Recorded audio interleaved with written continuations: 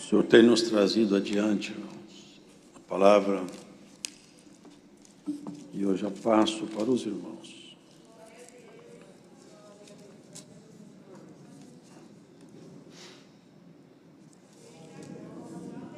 Epístola do apóstolo Paulo aos Colossenses.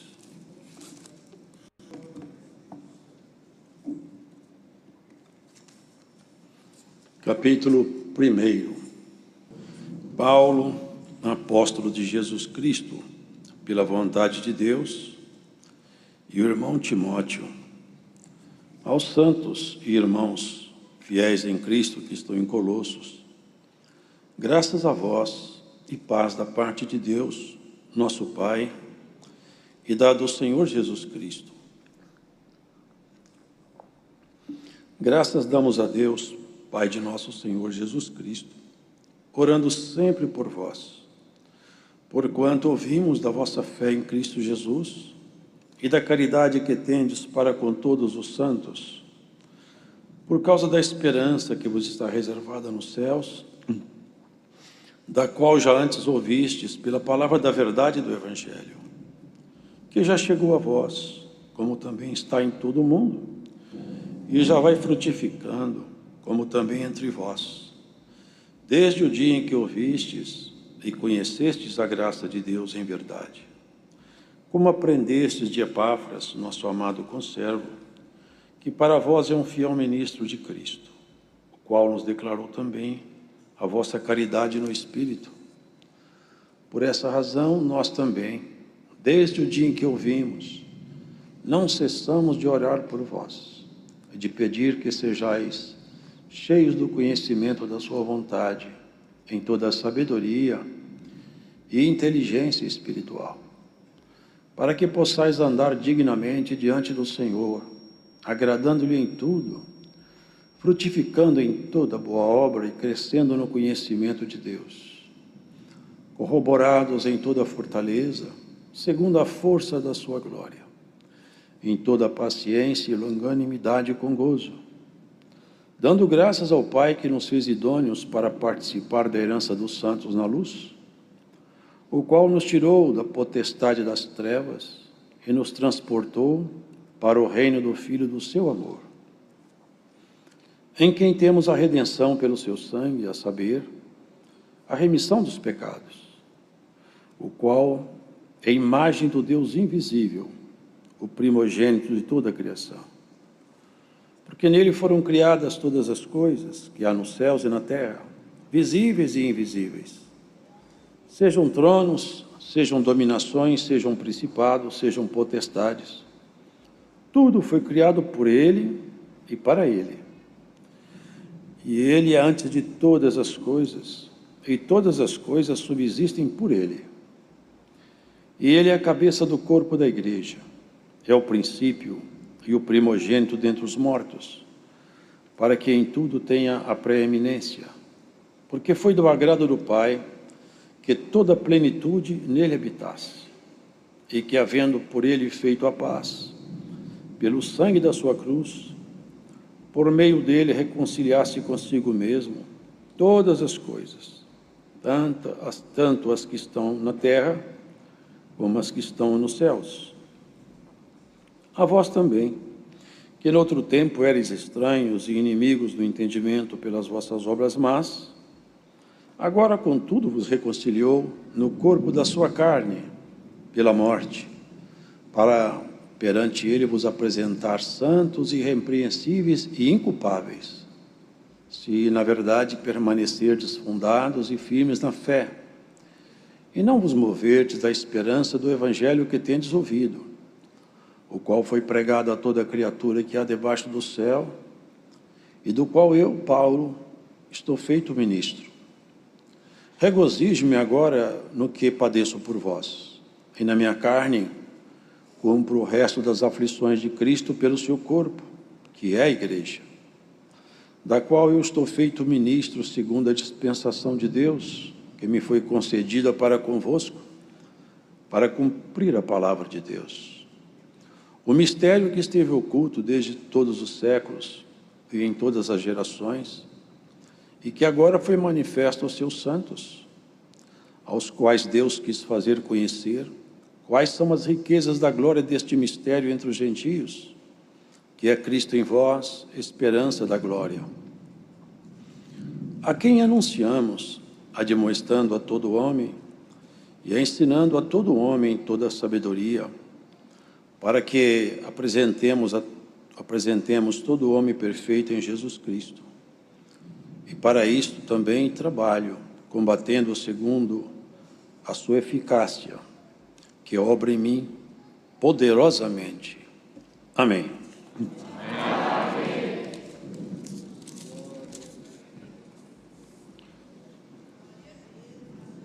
Aqui, irmãos, nessa epístola,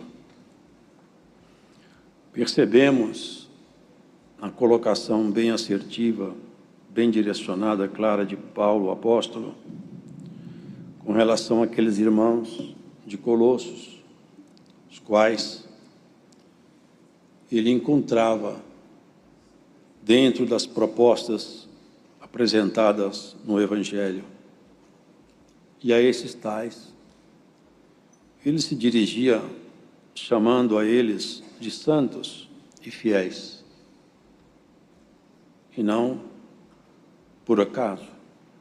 Porque ser santo, irmãos, não é ser perfeito. E ser santo é proposta de Cristo na vida de todos aqueles que são seus. Nós precisamos de ser santos. E essa proposta era absolutamente impossível. Ninguém poderia de si mesmo fazer-se santo pelas suas obras. Ninguém poderia alcançar essa posição em Cristo se Cristo não tivesse outorgado a ele o perdão, para que a partir então de um perdão imerecido, o ser humano pudesse caminhar na direção de um aperfeiçoamento. Porque os irmãos veem com muita clareza que a humanidade caminha não é para um aperfeiçoamento, ainda que sob a visão científica e tecnológica, podemos compreender que sim, há um grande aperfeiçoamento do conhecimento, a multiplicação do conhecimento é evidente, mas no tocante aos valores fundamentais da vida, a nossa caminhada não é de progresso enquanto humanidade. Enquanto humanidade, nós caminhamos, lamentavelmente, de treva em treva e de queda em queda. E essa realidade, irmãos, não será mudada. Essa realidade seguirá adiante, porque o homem natural, o homem desse mundo, ele vai amadurecendo em tudo quanto a inclinação da carne propõe. Mas aquele que é chamado para ser santo, ele vai se aperfeiçoando em Cristo. E de tal maneira que o Evangelho da Graça, que é uma riqueza, um poder maravilhoso, ele vai promover em nós uma transformação tão radical e tão profunda, e tem feito isso, que de homens simples e naturais, quando se fala homem, entende-se as irmãs, obviamente, nós passaremos a ser criaturas celestiais, pela nossa postura, pela nossa vocação, pelo exercício de nossa fé. Porque, irmãos, Paulo, ele dava graças a Deus, apresentava perante a essa irmandade o que ele via lá dentro, no corpo daquela igreja. A caridade, o amor, e que eles estavam caminhando, fazendo um progresso nessa caminhada espiritual. Porque desde que nós nascemos, nós estamos seguindo um curso, a marcha da vida. A marcha da vida é nascimento, crescimento, a maturidade, velhice e morte. E debaixo desse ciclo, nós vamos fazendo nossas escolhas, até que nosso tempo acabe. Até que o Senhor diga, cessou seu tempo. A partir desse momento que o tempo acaba, não há mais negociação. A morte também não aceita negociação. É só até o momento da morte é o tempo disponível para nós. Nós só temos essa vida. E é agora. A nossa escolha, ela é feita todo dia. E cada um de nós, individualmente, vai prestar conta perante Deus, nos tribunais eternos, de tudo quanto fez com esse corpo, por intermédio desse corpo, ou bem ou mal. Paulo sabia disso, compreendia isso, e ele persuadia seus irmãos a oração, a busca, e enaltecia neles as virtudes que ele achava. E olha o que ele pediu: não cessamos de orar por vós e de pedir que sejais cheios do conhecimento da sua vontade, em toda a sabedoria e inteligência espiritual. Ele pedia que a igreja ficasse cheia do conhecimento da vontade divina em si mesmo. Afinal, eu devo saber o que Deus quer de mim, o que Deus espera de mim, até onde Ele espera que eu vá, o que Ele espera que eu faça, quais são os limites que eu estou preso em mim mesmo, até onde eu poderia ir e não estou indo porque eu não pergunto, porque eu não tenho contato com Deus, porque eu não oro o suficiente, porque eu não santifico o suficiente, eu não sei até onde eu podia chegar. Oxalá que nós fôssemos cheios do conhecimento da vontade de Deus e também, irmãos, em toda a sabedoria e inteligência espiritual. A inteligência humana é muito boa, é utilíssima, mas só para essa vida. Terminou essa vida, a inteligência humana não tem nenhuma eficácia. A inteligência humana não tem nenhum operar no pós-morte. A inteligência humana só funciona debaixo do sol. A inteligência divina, o conhecimento divino, passa pela fronteira da morte. Quem está cheio da ciência de Deus, quando ele passa pela porta da morte, aquilo que é de Deus está com ele, passa com ele. Ele chega do outro lado, carregado daquilo que é santo, daquilo que é puro. O que mais o ser humano leva?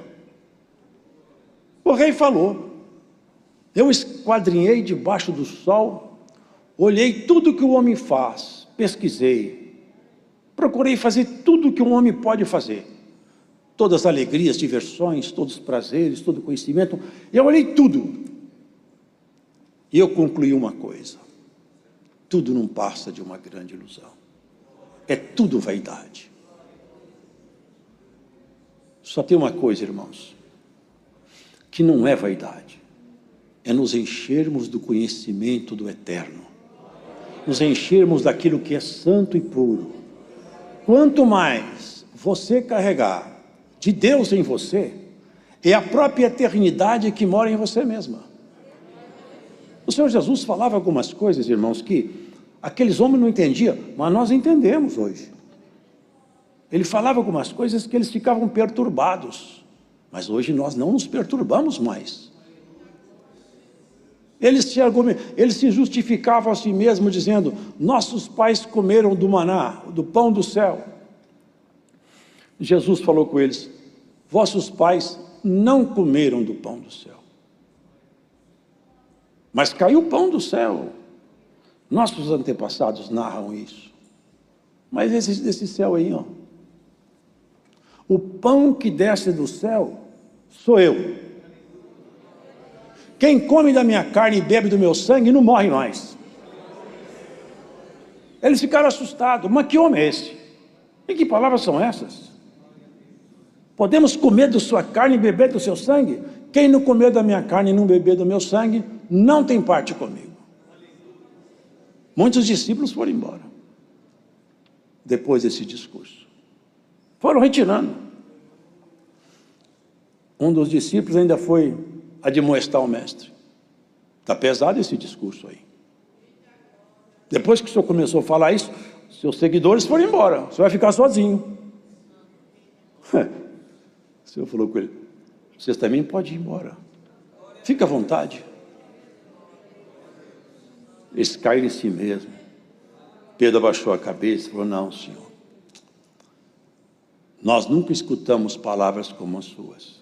Nunca vimos autoridade como essa que sai de tua boca. O Senhor tem palavra de vida eterna. Ele confessou: o Senhor é o pão da vida. Nós vamos continuar. Isso, irmãos, é o segredo do Evangelho. A palavra de Deus, quando ela é alimentada, ela transforma, muda. Até mesmo as pessoas que ficavam de longe, vendo o operário do Senhor Jesus, foram atingidas, como um raio, pela sua virtude. Como Nicodemos. Eles julgavam Jesus: esse homem não é de Deus. Pode vir alguma coisa boa de Nazaré? Nicodemos falou: escuta, mas na nossa lei, um homem pode ser condenado sem ser ouvido? Porventura, você também foi enganado por esse charlatão aí? Irmãos, a palavra dele era essa daí: eu tenho comigo a vida eterna. Meu Pai tem a vida eterna, e eu também tenho. Eu e o Pai somos um só. É Deus humanizado em Jesus. Deus se fez homem em Jesus. Com isso ele se identificou conosco na plenitude da identidade. Em tudo ele foi um homem perfeito. Sentiu dores, cansaço, tristeza, angústia. Tudo ele sentiu. Ele pode nos representar.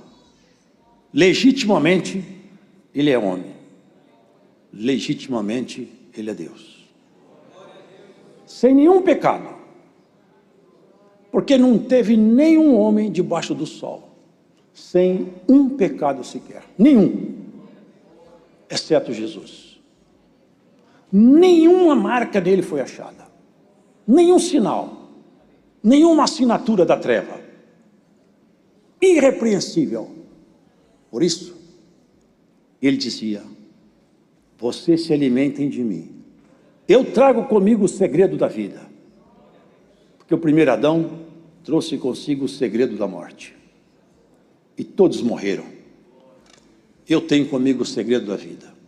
Quem ouve as minhas palavras, crendo nelas, olha o que ele disse: vocês que estão com sede, vem aqui, eu vou matar a sede de vocês.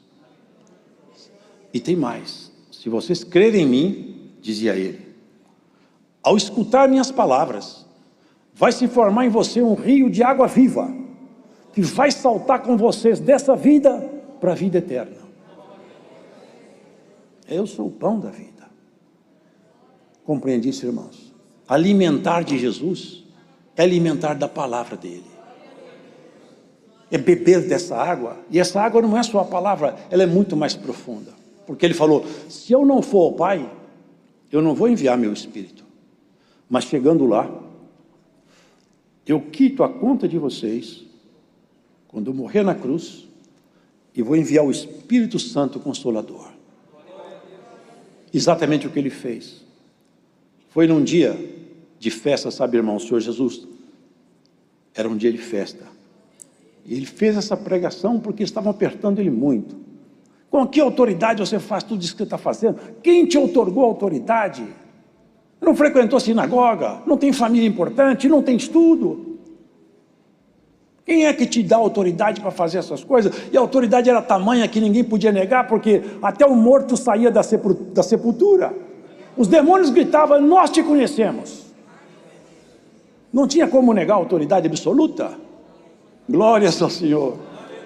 Falava para a morte: cala-te, a morte calava e ia embora, e ficava a vida, voltava a vida daquele morto.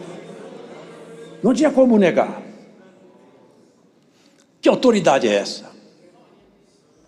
Perguntaram para João também: quem você é? Você é o Cristo? Eu falei: não, sou Cristo. Você é Elias? Também não. Você é profeta? Eu falei: não sou nada. Quem que você é? Eu sou uma voz que clama pelo deserto. a Jesus, eles fizeram pergunta e perguntou: eu também quero perguntar para vocês uma coisa. O batismo de João Batista era do céu ou da terra? Porque se eles falassem, era do céu, ele perguntaria, por que vocês não creram então? Se eles falassem, era da terra, aquele povo apedrejava eles.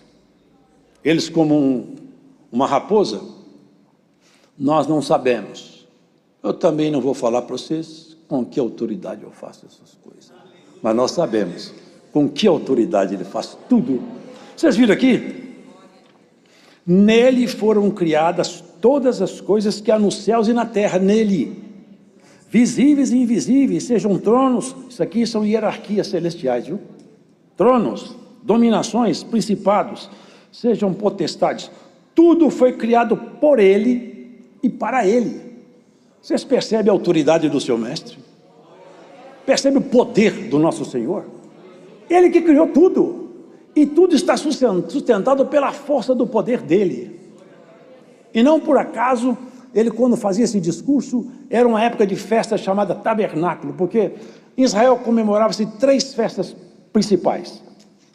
A festa de Páscoa, da Páscoa, que era a libertação do povo do pecado, da mão de Faraó, lá no Egito. 7 semanas depois, tinha a festa de Pentecostes, chamada Festa da Semana. E depois, no 7º mês, a última festa, que era chamada Festa de Tabernáculo. Essa festa, ela tinha uma particularidade. Aquela primeira festa, os irmãos conhecem. A Páscoa representava a soltura do povo hebreu, que também fazia figura Jesus, que viria como Cordeiro Pascal. Cumpriu-se em Jesus quando ele foi crucificado. 7 semanas depois, tinha uma festa chamada Festa de Semanas. O povo saía para colher os primeiros frutos do campo e entregava para o sacerdote. Era a festa da semana, os primeiros frutos de Israel. Era uma oferta ao Senhor. Depois de 7 semanas da Páscoa, Cristo foi crucificado na época de Páscoa. 7 semanas depois, aconteceu um evento maravilhoso, que muitos hoje falam que não existe mais. Lamentavelmente, tem muitos cristãos que não acreditam mais nisso. A dispensação do Espírito Santo, o derramamento do Espírito que Joel profetizou: vou derramar meu Espírito sobre a carne. Glória ao Senhor. 7 semanas depois, o Espírito de Deus desceu ali, com grande autoridade sobre aqueles homens. E eles começaram a glorificar a Deus, não para pegar trigo, centeio nem cevada, mas para buscar as grandezas de Deus e entregar para os seus companheiros numa língua que eles não sabiam falar, um idioma que eles não dominavam, mas pelo Espírito Santo eles falavam. E Cristo fez essa pregação numa festa chamada Tabernáculo. É a última festa do ano. Depois daquele momento ali, já os campos de Jerusalém não produzem mais nada, só no ano seguinte. O Senhor estava dizendo, agora é o derramamento das últimas dispensações. Desde que Cristo foi crucificado até ele voltar, nós estamos vivenciando uma dispensação dos tabernáculos. Sabe como é que eles faziam? Eles saíam de casa, ficavam em cabanas, dormiam fora de casa, e de noite eles ficavam fora das suas casas. E eles lembravam, nós já fomos nômades, já andamos pelo deserto. Eu olhava as estrelas. E eu sempre penso isso, quando o Senhor me traz essa parte adiante. É que vendo as estrelas lá em cima, eles deviam perguntar para si mesmo, onde será que Deus fez a morada dele? Lá naquele alto tão excelente. E nós moramos aqui em cabana. Foi lá naqueles lugares mais magníficos, mais altos. Foi lá que ele colocou o seu nome como cidadã e cidadão daquela cidade. Nós somos chamados para isso, para essa grande mudança de comportamento. Enquanto a humanidade toda caminha em passos largos para os abismos, cantando como um novilho que vai ao matadouro, sem saber o que espera, nós vamos sacrificando nossos desejos, mortificando a nossa carne, falando não muitas vezes para a nossa natureza, seguimos adiante. Ainda que muitas vezes sofrendo, cansado, provado, tentado, machucado, desempregado, doente, seguimos adiante.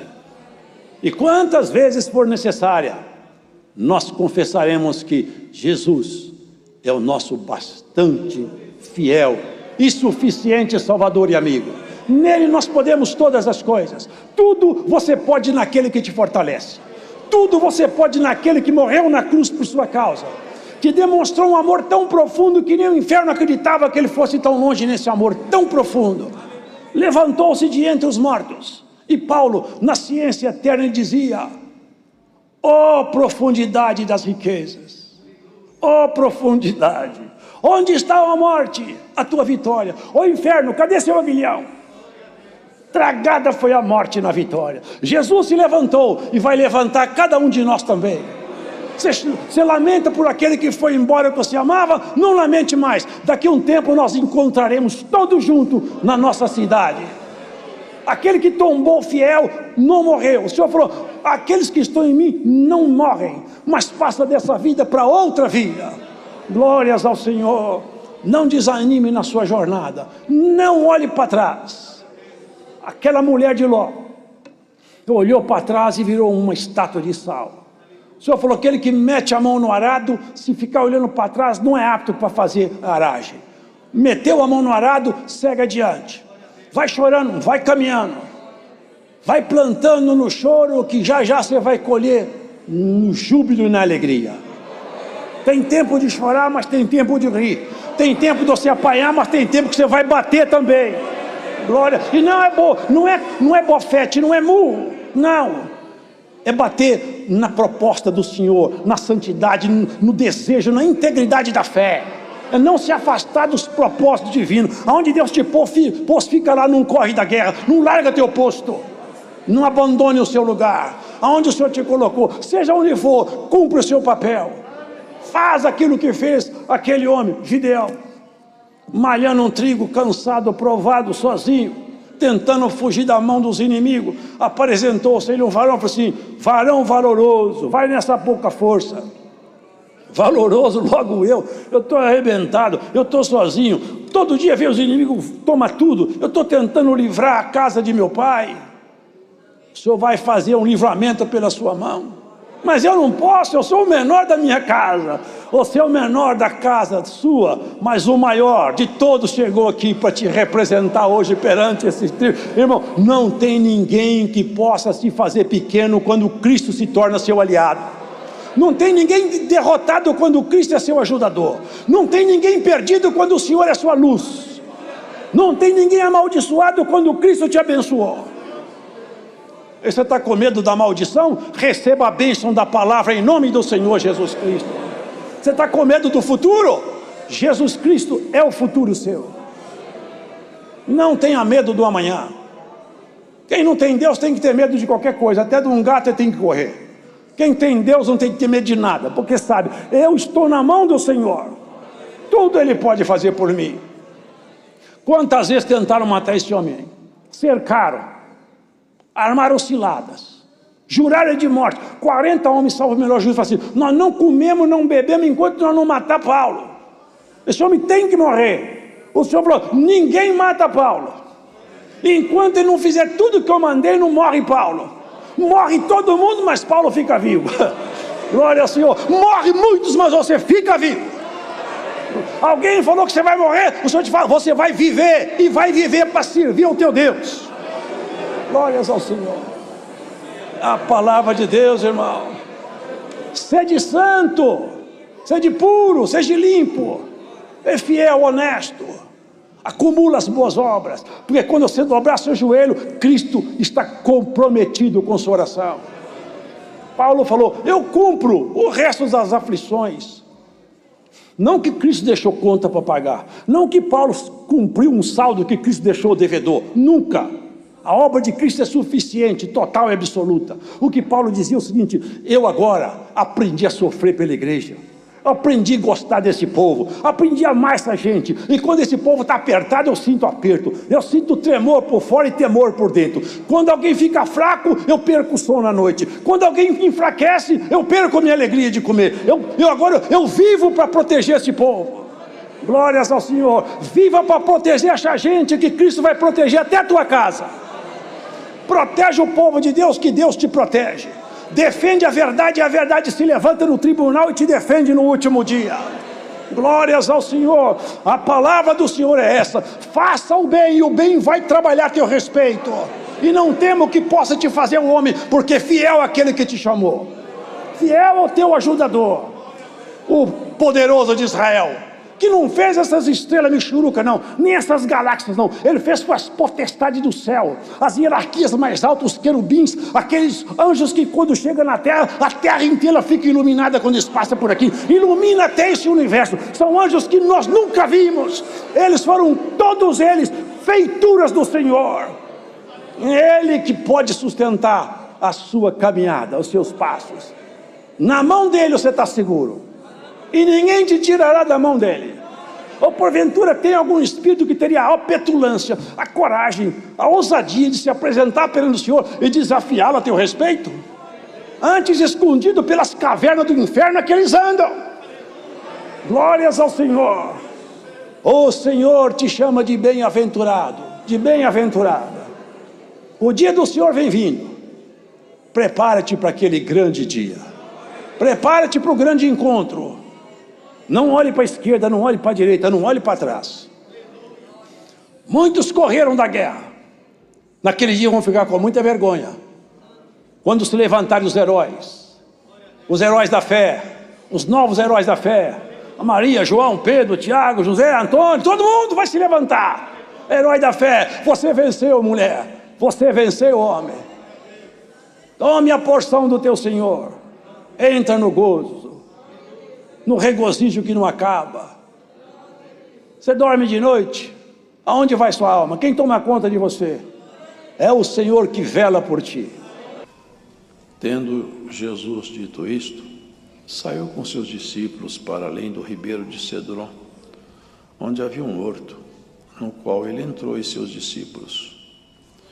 E Jesus e Judas, que o traía, também conhecia aquele lugar, porque Jesus muitas vezes se juntava ali com seus discípulos. Tendo, pois, Judas recebido a corte e oficiais dos principais sacerdotes e fariseus, veio para ali com lanternas e achotes e armas.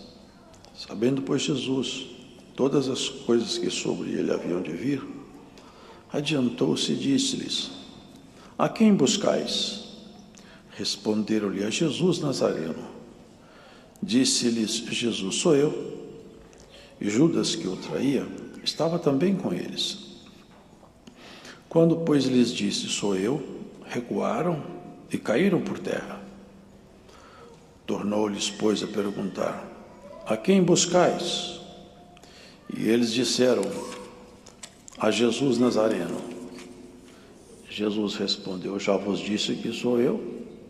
Se, pois, me buscais a mim, deixai ir estes, para que se cumprisse a palavra que tinha dito: dos que me deste, nenhum deles perdi. Então Simão Pedro, que tinha espada, desembainhou-a e feriu o servo do sumo sacerdote, cortando-lhe a orelha direita. E o nome do servo era Malco. Mas Jesus disse a Pedro: mete a tua espada na bainha. Não beberei eu o cálice que o Pai me deu? Então a corte, o tribuno e os servos dos judeus prenderam a Jesus e o manietaram e conduziram-no primeiramente a Anás, por ser sogro de Caifás, que era o sumo sacerdote daquele ano. Ora, Caifás era quem tinha aconselhado aos judeus que convinha que um homem morresse pelo povo. E Simão Pedro e outro discípulo seguiam a Jesus. E esse discípulo era conhecido do sumo sacerdote, e entrou com Jesus na sala do sumo sacerdote. E Pedro estava da parte de fora, à porta. Saiu então outro discípulo que era conhecido do sumo sacerdote e falou à porteira, levando Pedro para dentro. Então a porteira disse a Pedro: não és tu também dos discípulos deste homem? Disse ele: não sou. Ora estavam ali os servos e os criados que tinham feito brasas e se aquentavam porque fazia frio, E com eles estava Pedro, aquentando-se também. E o sumo sacerdote interrogou Jesus acerca de seus discípulos e da sua doutrina. Jesus lhe respondeu: eu falei abertamente ao mundo. Eu sempre ensinei na sinagoga e no templo, onde todos os judeus se ajuntam, e nada disse em oculto. Para que me perguntas a mim? Pergunta aos que ouviram o que é que lhes ensinei. Eis que eles sabem o que eu lhes tenho dito. E tendo dito isto, um dos criados que ali estavam deu uma bofetada em Jesus, dizendo: assim respondes ao sumo sacerdote. Respondeu-lhe Jesus: se falei mal, dá testemunho do mal. E se bem, por que me feres? E Anás mandou o maniatado ao sumo sacerdote Caifás. E Simão Pedro estava ali e aquentava-se. Disseram-lhe, pois: não és também tu um dos seus discípulos? Ele negou e disse: não sou. E um dos servos do sumo sacerdote, parente daquele a quem Pedro cortara a orelha, disse: não tive eu no horto com ele? E Pedro negou outra vez, e logo o galo cantou. Depois levaram Jesus da casa de Caifás para a audiência, e era pela manhã cedo. E não entraram na audiência para não se contaminarem, mas poderem comer a Páscoa. Então Pilatos saiu fora e disse-lhes: que acusação trazeis contra este homem? Responderam e disseram-lhe: se este não fosse malfeitor, não te entregaríamos. Disse-lhe, pois, Pilatos: levai-o vós e julgai-o segundo a vossa lei. Disseram-lhe então os judeus: a nós não nos é lícito matar pessoa alguma, para que se cumprisse a palavra que Jesus tinha dito, significando de que morte havia de morrer. Tornou, pois, a entrar Pilatos na audiência, e chamou a Jesus e disse-lhe: tu és o rei dos judeus? Respondeu-lhe Jesus: tu dizes isto de ti mesmo? Ou disseram-te outros de mim? Pilatos respondeu: porventura sou eu judeu? A tua nação e os principais dos sacerdotes entregaram-te a mim. Que fizestes? Respondeu Jesus: o meu reino não é deste mundo. Se o meu reino fosse deste mundo, pelejariam os meus servos para que eu não fosse entregue aos judeus? Mas agora o meu reino não é daqui. Disse-lhe, pois, Pilatos: logo tu és rei. Respondeu Jesus: tu dizes que eu sou rei. Eu para isso nasci e para isso vim ao mundo, a fim de dar testemunho da verdade. Todo aquele que é da verdade ouve a minha voz. Disse-lhe Pilatos: que é a verdade? E dizendo isto, tornou a ir ter com os judeus e disse-lhes: não acho nele crime algum. Mas vós tendes por costume que eu vos solte alguém pela Páscoa. Quereis, pois, que eu vos solte o rei dos judeus? Então todos tornaram a clamar, dizendo: este não, mas Barrabás. E Barrabás era um salteador. Amém.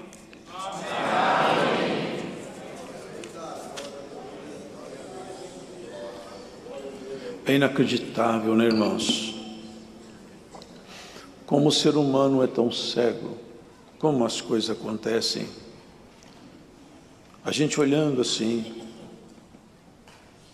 pela leitura, a cena, seria inacreditável que os homens agissem dessa maneira, porque era tão evidente a natureza de Jesus, as suas obras, o seu falar, a sua conduta, o seu caráter, o seu jeito de ser, de agir.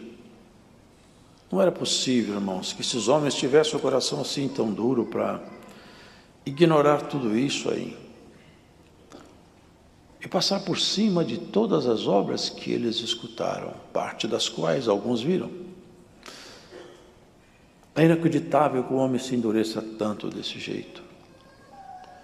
O coração do homem, irmãos, ele quando fica assim endurecido, ele já rejeita tudo. nada lhe aceita mais. É uma terra que, lamentavelmente, vai ser condenada. É uma terra que já não dá mais frutos. É uma terra que não recebe mais plantio. É uma terra fadada ao fogo. É preciso que cada um de nós sempre medite que tipo de terra o nosso coração é. Porque a terra, irmãos, vai se tornando árida aos poucos, e se não correr nela um ribeiro, se não cair uma chuva, e se não descer nela um orvalho, ela seca. E a terra seca já não produz mais nada. E secou-se a terra, que era o coração desse povo. Secou-se de uma tal maneira que o Senhor tinha já anunciado. E aqui nós vimos, irmãos, como as coisas culminaram. Mas o Senhor fez uma parábola com gestos. Ele fazia muitas parábolas expondo um assunto e comparando esse assunto com outro. Mas certa feita ele fez uma parábola não falando, agindo. Ele chegava em Jerusalém e procurou numa figueira um figo. E ele sabia que não tinha figo, porque ele sabe tudo. Tinha muitas folhas, mas não tinha figo. Ele procurou o fruto e olhava para os discípulos. Não achou. Claro, ele sabia que não tinha. Ele falou para aquela figueira: maldita sejas tu, nunca mais nasça fruto de ti. E os discípulos olharam, mas ele estava ensinando alguma coisa que depois eles iam entender. Ele saiu e depois, acho que no outro dia, retornaram e passaram em frente àquela figueira. E a figueira estava seca desde o alto até embaixo na raiz. E alguém falou: Senhor, aquela figueira que o Senhor amaldiçoou secou-se toda. Aqui, irmãos, os irmãos entendem isso, né? Era a religiosidade, cheia de folha, sem fruto. O cerimonial, todo o ritual, toda aparência, sem fruto. Deus não quer, irmão, religiosos. Ele quer pessoas transformadas pelo Espírito dele. Religiosos sempre tiveram por aqui. E havia tantos. Exatamente, os religiosos não eram os ladrões. Não foram as prostitutas. Não foram os cobradores de impostos. Não foram os marginais.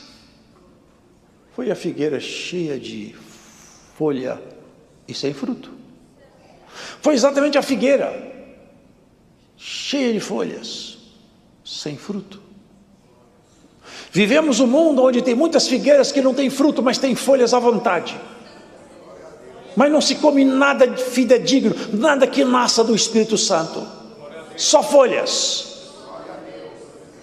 Que no nosso meio tenha frutos em abundância, em cada um desses galhos aqui. Bendito seja o Senhor. Cristo procura frutos e não folhas. Aos homens bastam as folhas, a Cristo bastam os frutos. Hoje o Senhor está falando conosco que é o fruto em cada um de nós. Não era fácil, irmãos, não era fácil para aqueles discípulos enfrentar toda aquela pressão, mas sabe, irmãos, na estrutura espiritual nossa, há coisas que nós não conhecemos. Nós temos dentro de nossa estrutura espiritual, é como se fosse uma análise do nosso próprio organismo. Se fôssemos fazer sabe aqueles exames que fazem um fatiamento de todo o corpo, faz uma análise de todo o corpo, olha tudo que tem lá dentro. Tem exames que são assim. Existem equipamentos médicos que a pessoa entra num túnel, e lá eles fazem um scan de tudo que tem dentro do corpo, olha tudo. Acha um tumor, acha uma lesão, está rastreando tudo que está lá dentro. Agora, rastrear o espírito humano, só tem um que faz isso.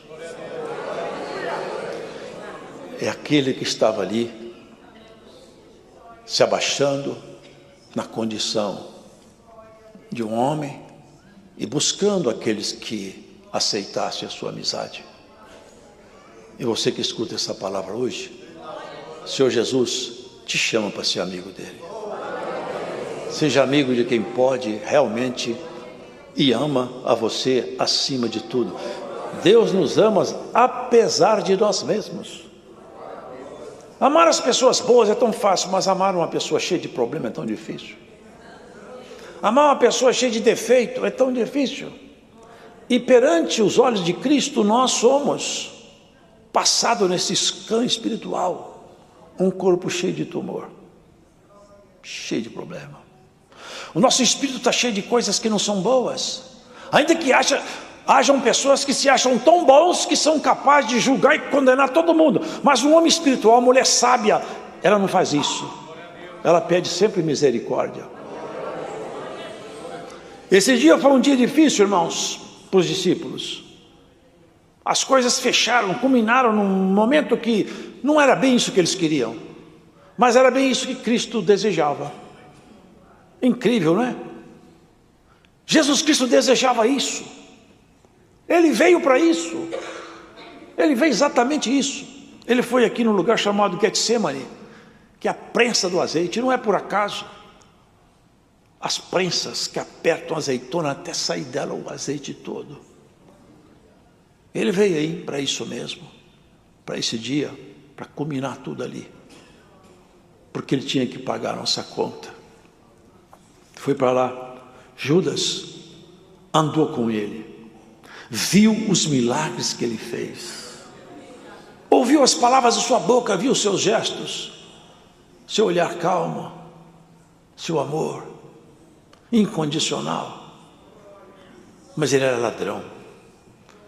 Ele, quando fazia alguma coisa, ele fazia visando o seu objetivo, que era o dinheiro.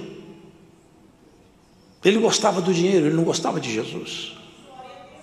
O assunto dele era material. Jesus ali buscava o coração, e buscou dele também, só que ele blindou o coração dele. E Jesus é assim, não força ninguém a nada. Sabe o que ele fala? Eis que eu estou à porta e bato. Se você abrir, eu entro e ceio contigo. Não dá para falar nessa palavra, esse assunto é muito complexo, mas a graça irresistível é uma lenda teológica. Cristo respeita cada ser humano. Ele está na porta, bato, não abro, eu passo de largo e procuro, e vou procurar quem abre a porta para eu entrar. Hoje, por essa palavra, quem sabe você abre o coração e fala: Senhor Jesus, entra, porque eu ando precisando de ajuda. Eu confesso que eu preciso de ajuda. Judas não quis. Judas não quis. E pior, foi fazer um negócio com Jesus. Foi fazer negócio, tem muitos fazendo negócio com Jesus até hoje. Foi ganhar dinheiro com Jesus. E há quem ganhe dinheiro com Jesus até hoje. Foi negociar. Quanto vocês acham que vale a vida de Jesus Cristo? De acordo com o pagamento, eu posso mostrar para vocês onde ele está. Se ele fosse um homem tão bonito, né? É o homem mais bonito que tem lá, porque Saul era o mais bonito. É o mais alto e o mais bonito, é só achar Saul. Achava fácil. Ele era mais alto do que todos, mais bonito. Era fácil. Mas Saul era alto, era bonito, mas não tinha caráter. Jesus era feio e tão comum que não dava para achar. Sabe o que o Senhor falou? Aquilo que os homens acham muito elevado, Deus acha muito pequeno. E aquilo que os homens não dão valor nenhum, o Senhor ama. A simplicidade, o gesto simples, o amor genuíno, a palavra de afeto, isso tem peso de ouro. O homem gosta de aparência. O ser humano vive de aparência. Ele aparenta até felicidade que ele não tem, de tão louco que ele fica, para mostrar o que ele não é. Há quem se faça rico sendo pobre, e há quem é rico e se passa por pobre para se misturar com todo mundo. E bem-aventurado é aquele que entende a graça de Jesus Cristo, porque é isso que o Senhor veio fazer, veio nos unir com Ele e abaixar o nosso ego, até que ele fique tão baixo que o Senhor possa então aproximar-se mais de nós e trazer o que é dele para nós. À medida que o convívio nosso com ele vai aumentando, esses problemas estruturais nossos vão... Porque, irmãos, vocês imaginam uma pessoa escalando. Eu vi uma fotografia de um ser humano, ele escalava uma rocha íngreme, mas era uma coisa absurda. Ele era um pontinho perdido na rocha. Então ele crava na rocha, nas ranhuras da rocha, um pino. E depois ele fixa ali uma corda e se sustenta naquela corda. Assim ele faz escalada. Vocês imaginam o alpinista que fixou o pino e o pino não estava firme. Quando ele apoia, o pino salta. Se ele não tiver um outro pino sustentando, ele estatela-se lá embaixo. Assim é o ser humano. Ele acha que ele tem muitos pinos que estão bem fixados, mas não estão. Pedro fixou um pino bem fixado. Ele falou: eu dou minha vida por ti, Jesus. Mas o pino de Pedro não estava bem fixado. Judas negociou, Senhor, 30 moedas de prata. Eu já tive a oportunidade de ler quanto que valia isso. Vale o preço de um lote. Não dá nem para... Nem a casa não vale, só o lote. 30 moedas de prata. Acertou com os magistrados. As folhas sem fruto. A folhagem sem fruto avaliou Jesus. 30 moedas de prata. Os homens simples, igual... Vocês lembram daquele homem lá? Que ele era um homem pequenininho. Ele queria ver Jesus. E não dava porque a multidão era muito grande e ele era pequeno. Eu já sei o que eu vou fazer. Vou subir em cima de uma árvore. Quando ele passar, eu vou ver ele cá de cima, lá embaixo. Mas que eu vou ver esse homem, eu vou. Que a fama dele mexeu com o meu coração. E ele subiu em cima da árvore. O nome dele era Zaqueu. Ficou lá de cima olhando. Quando Jesus passava, eu vou ver o rosto desse homem. Quando Jesus passava debaixo da árvore, parou. Ô Zaqueu, desce daí. Você está tão interessado em me conhecer que eu vou lá na sua casa, nós vamos ser amigos. Vocês percebem, irmão? Hoje você vai chamar alguém aqui de amigo. Aqui, longe, aonde você estiver, Cristo te põe um anel de amigo no dedo. Glórias a Jesus. E te chama para perto dele. Você que está longe, aproxima. E você que já esteve perto, ficou longe. Dá para nós fazer um acordo de paz hoje na pregação dessa palavra? Te pergunto, rei. Glórias a Jesus. Você foi para tão longe, agora está tudo tão estranho. Estão escuros os caminhos e a estrada sua anda muito escurecida. Volta para a luz. Os filhos da luz andam na luz. Os filhos da treva andam na treva. Judas era filho da treva, foi buscar treva. Homens armados, eu vi uma ocasião, acho que isso era os 760, essa corte aqui, 760 da infantaria e 240 de cavalaria. Dá para enfrentar um exército, quase 1000 homens armados para pegar Jesus desarmado. Quase 1000 homens armados até os dentes para encontrar Jesus, que a única coisa que ele fazia era curar enfermo, perdoar pecado, mandar demônio embora e prometer vida eterna. Glórias a Jesus Cristo, porque esse mundo não conhece e nunca vai conhecer quem é Jesus Cristo. Só aqueles a que o coração abre. O Senhor bate na porta: eu quero entrar. Eu abro a porta, pode entrar, Jesus. Deus vai entrar em muitos corações na pregação dessa quarta-feira. Aqui longe, você vai te achar nessa palavra, aqui e fora. Judas chegou com seu pelotão seguro, armado, dinheiro no bolso, já estava garantido o dinheiro. Afinal de contas é Jesus. É assim, o inimigo é assim. O ser humano para ele é um lixo, não vale nada. Vocês acham que o inimigo tem preocupação com o ser humano? É descartável, é lixo. Quem dá valor para o ser humano é Jesus Cristo. Ele que veio aqui, irmão, andando no meio dessa coisa horrível que é a miséria humana, foi buscando um, buscando outro. Aquilo que o povo falava, isso aqui não serve para mim, serve. Eu joguei minha rede e busquei uns peixes aí, eu vou escolher os peixes bons. Quem não gosta de mim, eu jogo no mar outra vez. Judas voltou por mar, mas Pedro foi apanhado na rede do Senhor. Eu te peguei, Pedro, na rede, agora eu vou ensinar você a pescar também. Eu sou pescador, você vai virar pescador, e você vai virar pescador também. Você vai virar pescadora também. Vai buscar as almas antes que a trombeta toque, antes que a guerra acabe. Ajude em volta de você. Fala de Jesus Cristo, fala da vida eterna, fala do perdão de Deus, fala do amor de Deus, fala da graça que tomou conta do seu ser, transformou sua natureza, e você já não é um ser humano comum, um homem transformado, uma mulher transformada pela graça de Jesus Cristo. Eu vejo as pessoas falar, graça é o perdão imerecido, é uma palavra tola. Graça é o poder vivo de Jesus Cristo atuando dentro de nós todo o tempo. Transforma, mexe, age, revela, dá dom, levanta o abatido, expulsa demônio, cura enfermidade, sara a doença. É o poder de Deus vivo, atuante. Judas chegou com o seu exército armado para pegar um homem desarmado. A espada não estava na mão, não estava na cintura de Jesus, estava na boca dele. Era da boca dele que os demônios tinham medo. Nunca o diabo olhou na cintura de Jesus para ver o que tinha, olhava na boca. Eu sei quem tu és, Jesus, eu conheço você. Falei, cala a tua boca.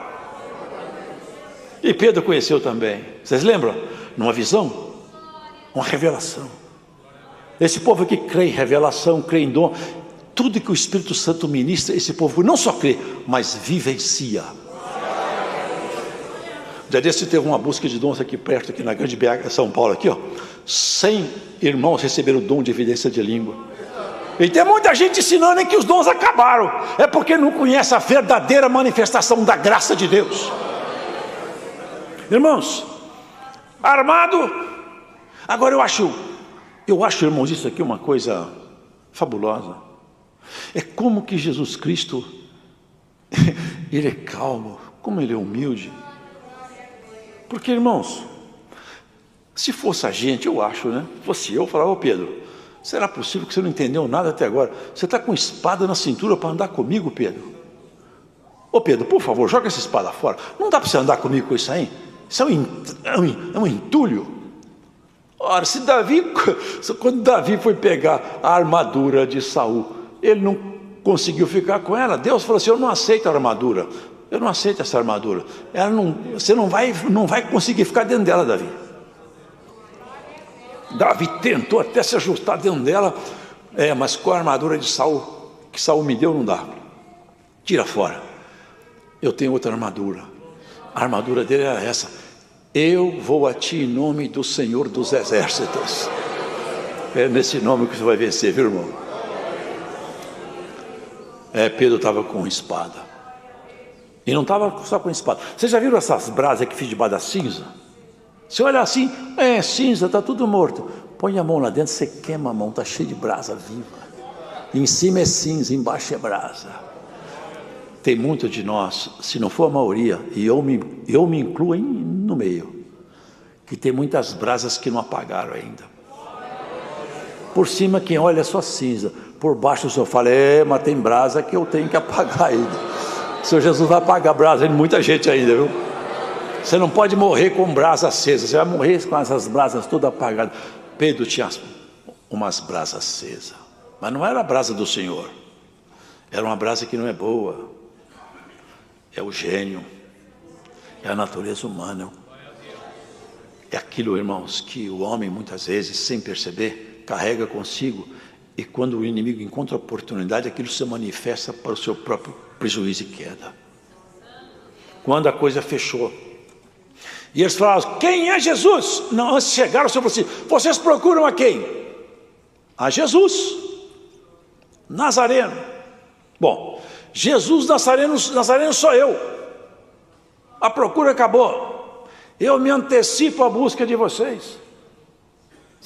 Vocês já viram aqui, já leram muitas vezes isso, né?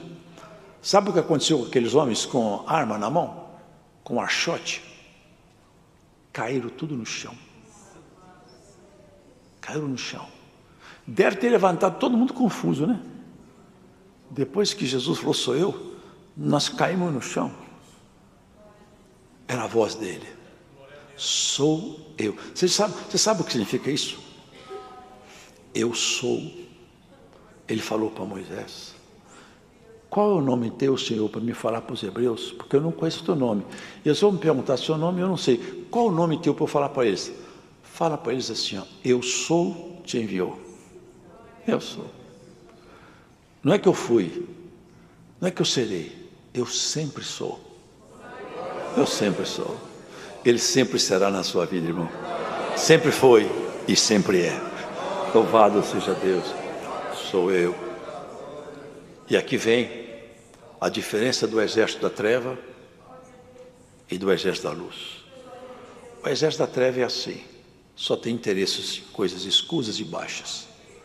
O exército da luz mira tudo muito mais alto. Primeira providência do Senhor. Se vocês me buscam a mim, deixem meus amigos embora.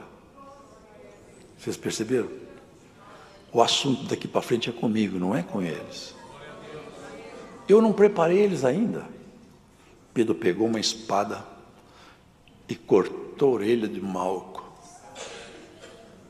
O Senhor Jesus calmamente pegou a orelha no chão, colou ela de volta.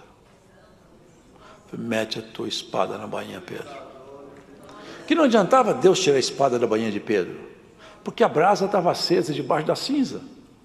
Ele pegava outra espada, pegava um pedaço de pau, não adiantava tirar a espada da cintura. Tinha que apagar a brasa no coração. Vocês estão entendendo essa palavra? Era preciso apagar a brasa. Irmão, irmã, Cristo vai apagar as brasas que estão debaixo da sua cinza, viu? Tem muita brasa debaixo da cinza sua aí, que Cristo vai apagar, se você deixar. Se você participar desse trabalho maravilhoso, que é transformar o ser humano comum num ser humano celestial. A coisa seguiu adiante, irmãos. Não vai dar para ler tudo, porque a hora está passando. Mas olha o que ele fala aqui. Dos que eu tive para mim, que Deus me deu, que aceitaram o chamado, eu não perdi nenhum. E eu não vou perder nenhum deles. Deixe meus amigos embora. O caso agora é só comigo. E isso aqui é maravilhoso. Porque, pode ter certeza, quando o mal, quando o exército das trevas forem procurar por você, sabe o que vai acontecer? Eles vão encontrar o seu mestre no seu lugar. Você está procurando por quem? Fala comigo. O assunto dele e dela é comigo. É isso que o Senhor Jesus promete para nós. Essa é a defesa dos crentes, irmão. Maravilhoso.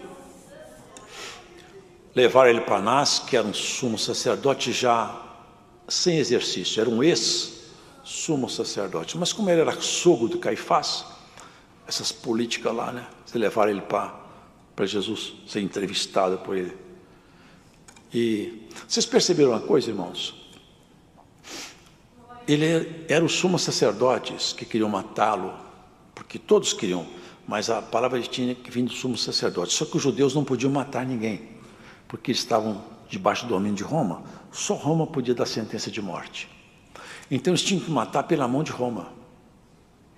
Eles condenavam, mas não podia executar a pena de morte, nem a condenação podia sair da boca deles. Estava tudo articulado. Articularam com Pilatos. E pegaram Pilatos na fraqueza dele, porque Pilatos gostava do cargo. Então é o seguinte, se tiver rebelião aqui, Pilatos, você perde seu posto. E nós vamos fazer aqui uma rebelião aqui se você não matar Jesus. Vocês percebem como o inimigo articula para derrubar as pessoas? Só que dessa vez ele se deu muito mal, porque essa articulação, o Senhor Jesus estava esperando. Assim, tudo isso eu já sei que vai acontecer. Eles estão achando que estão me pegando aqui numa armadilha. Mas sou eu que estou indo na direção da morte, sou eu. A morte não veio na minha direção, eu estou indo na direção da morte, sabe para quê? Para trazer a vida para a minha igreja. só tem um jeito da minha igreja ver, eu morri no lugar dela. Armaram tudo. E ele tentou soltar o Senhor Jesus, porque vocês viram que ele percebeu que Jesus Cristo não era um homem comum. Ele percebeu isso claramente. Tentou soltar o Senhor Jesus, mas tem que soltar esse homem, porque eu nunca vi um homem igual a esse, hein? Porque, irmão, eles deram uma bofetada nele. Você já pensou, um general toma um tapa na cara? Ele não suporta, não. Mas o próprio Filho de Deus toma um tapa no rosto. Olha o que ele falou: se eu falei alguma coisa má, você deve realmente me castigar mesmo. Mas se eu falei uma verdade, por que você me fere? Olha o jeito dele conversar. Desconcerta até o inferno inteiro. Como que pode uma reação assim, um equilíbrio absurdo desse? Isso aqui, ele desestrutura qualquer força de treva, não tem jeito. Como que pode uma reação dessa? E ele estava um sumo sacerdote aqui e outro cá. Um sumo sacerdote segundo a ordem arônica, que era Caifás. E do lado de cá um sumo sacerdote da ordem dos Melquisedeque, superior, imortal. O verbo, no princípio era o verbo se fez carne e habitou entre nós. Vocês já leram isso em Hebreus? Que Jesus Cristo é o sumo sacerdote da ordem dos Melquisedeque. Eram dois sumos sacerdotes se encontrando, um querendo a morte do sumo sacerdote eterno, mas ele estava num corpo de um homem e ele precisava de morrer por nós, mas sem ele saber, ele profetizou. Vocês não sabem que é necessário que um homem morra para que não morra toda uma nação? Ele profetizou. Jesus tem que morrer para não acabar todo mundo. E ali, irmãos, prosseguiu o cerco. Eles começaram a reconhecer, e Pedro foi reconhecido. Eu estou te conhecendo, você estava andando com Jesus Cristo. Eu? De jeito nenhum. Eu não. Você fala igual a essa gente aí. Não, eu não conheço ele, não. Tem um evangelho que fala que ele falou imprecações. Nunca vi esse homem, hein?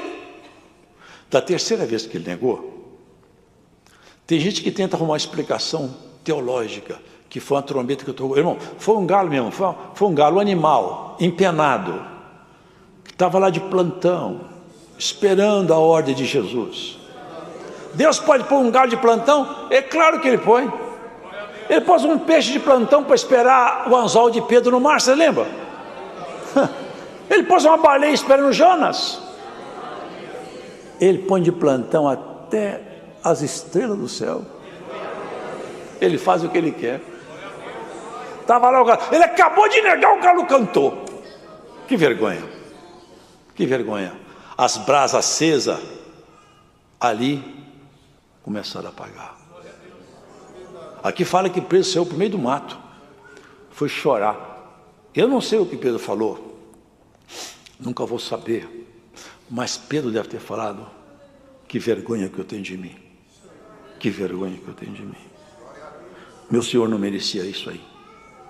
A minha amizade, eu traí meu amigo, eu traí, quanta coisa que eu ouvi dele, eu não podia ter feito isso. A amargura tomou conta do coração de Pedro, eu não sei quanto tempo, mas foi um bom tempo, até que Jesus agendou um encontro com ele, que ele não sabia, lá no mar do Tiberíades, né? Vocês lembram? Lá da praia, o Senhor gritou assim: ei, vocês têm alguma coisa aqui para comer? Estava lá a noite inteira pescando, não pescava nada. Eles falaram assim: não temos nada, nós pescamos a noite inteira, o mar não tem peixe hoje. Joga a rede da banda direita do barco. Jogaram, encheu tanto de peixe que quase que o barco afundou. Alguém falou assim: eu conheço quem faz isso aí. Só tem um que faz isso aí. É ele, Pedro. É o Senhor, Pedro.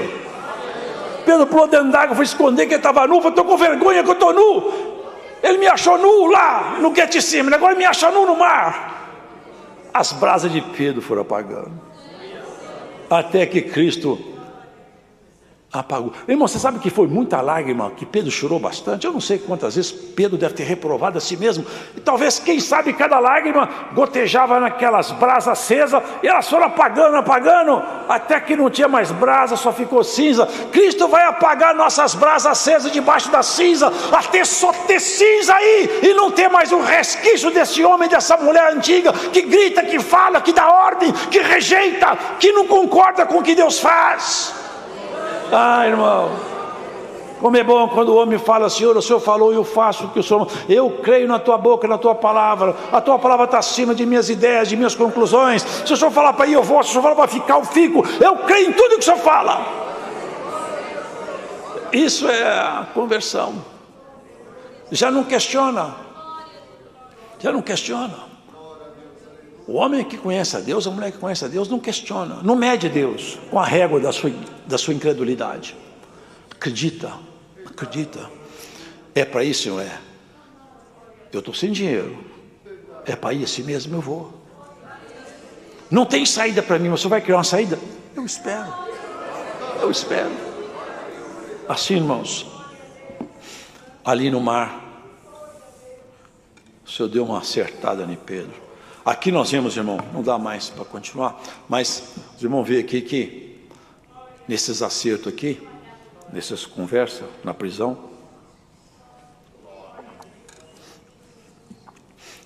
Pilatos manteve seu cargo. Eu li numa Bíblia, num comentário de uma Bíblia que eu tenho. Lá fala que no ano 36 ou 37, não se tem uma exatidão da data, Pilatos foi deposto do cargo. Se Jesus morreu no ano 33, então quer dizer que foi 3 anos, 4 anos depois. Que negócio mal arrumado que ele fez, hein? Era melhor ele apiar do cargo aquele dia, hein? Quem que eu solto? Barrabás. Barrabás era ladrão, salteador, inclusive era assassino. Melhor Barrabás que Jesus. Vocês acham que você, irmão, irmã, não pode passar de desprezo, afronta? Você acha que passar algum desprezo, alguma afronta é extraordinário para você? Não devia ser. Se Jesus Cristo foi vendido por 30 moedas de prata e trocado por um bandido, dá para nós passar alguma coisa de boca fechada, não dá, irmão? Vale a pena. Afinal de contas, essa amizade, sabe o que ele falou na oração dele? Ô Pai, eu quero que esse povo aqui seja um comigo, igual eu sou um contigo. Vocês entendem isso aí? Que nós vamos ser unidos com Jesus de uma maneira tão maravilhosa, tão intrínseca, tão profundamente enraizado no amor, que nós na glória seremos uma parte integrante com Ele. Se nós pudéssemos, vamos usar uma metáfora, é uma linguagem de comparação. Lá no céu, é um lugar maravilhoso e muito grande, lá tem um palácio. Eu estou fazendo uma metáfora, uma comparação. Nós vamos morar dentro do palácio, é isso que ele propôs para nós. Vocês vão morar comigo dentro do palácio. Dá para passar alguma coisa, irmão? Dá, irmão. Dá para tomar alguns prejuízos aí? Fica dentro do que foi acordado com você. No mundo tereis aflições. Eu não sou daqui e vocês também não são mais. Quem é daqui não está suportando aflição nenhuma. É assim, ó. A mulher está me amolando, eu largo a mulher, arrumo outro. Meu marido está muito enjoado, eu vou arrumar outro. Eu tenho outros homens por aí no mundo, eu arrumo outro marido. Meu filho está amolando, sai de casa e vai embora. Não tem que pegar fardo nenhum. Joga os fardos tudo fora. O homem e a mulher de Deus, não. Ele pega a cruz dele, põe nas costas e fala, carrego ela até na entrada do céu. Meu marido não está fácil não, mas Jesus Cristo amansa ele. Minha mulher está difícil, mas Cristo pode amansá-la. Eu vou entrar em oração sem parar. Vou bater na porta do céu até o Senhor falar assim, ó, eu cansei de ouvir o Senhor orar. Que ele não vai falar isso nunca, só vocês não entendem, né?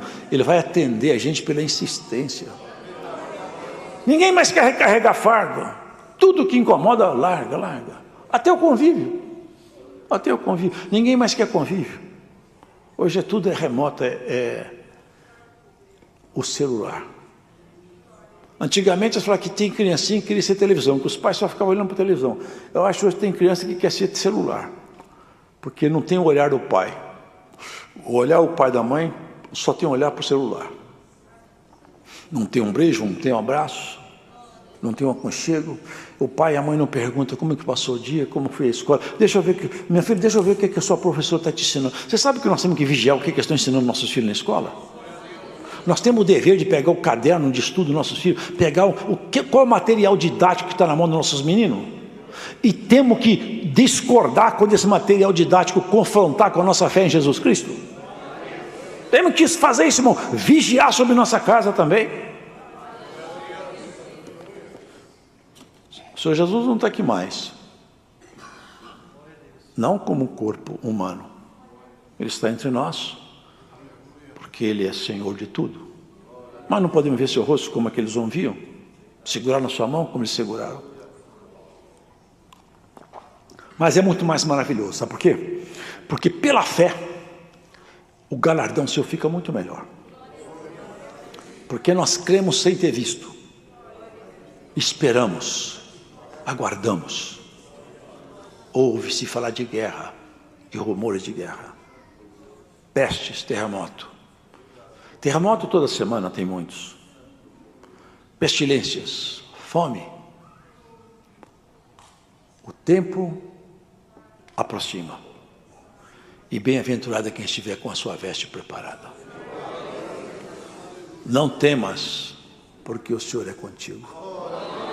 Não corra da guerra, porque o Senhor não gosta de covarde, hein? Firma teus passos.